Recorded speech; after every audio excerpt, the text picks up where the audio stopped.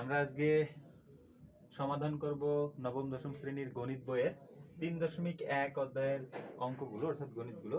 এখানে আমাদের 3 নম্বর অঙ্কে দেয়া আছে a - b = 4, ab = 60, a + b এর মানটা লাগবে। a + b এর মান বের করার জন্য আমাদের একটা সূত্র প্রয়োগ করতে হবে। সূত্রটা হলো a + b whole square equal a - b whole square plus 4ab। এই সূত্রটা প্রয়োগ করলে আমরা এই অঙ্কটা সমাধান করতে পারবো। কিভাবে সমাধান করতে পারবো? a - b এর মানটা বসাবো এবং ab এর মানটা বসাবো, তাহলে আমাদের এই অঙ্কের সমাধান হয়ে যাবে। a - b এর মান কত? 4।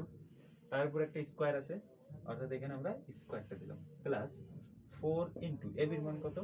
60। 60 বসাইলাম। তাহলে এখানে 4 এর স্কয়ারের মান কত?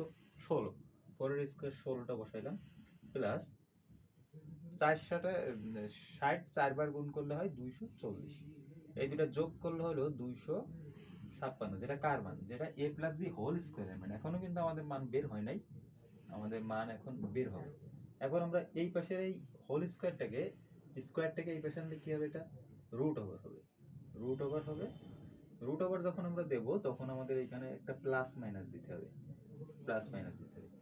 তাহলে প্লাস মাইনাস দিলে আমাদের এটা 256 রুট ওভার কত?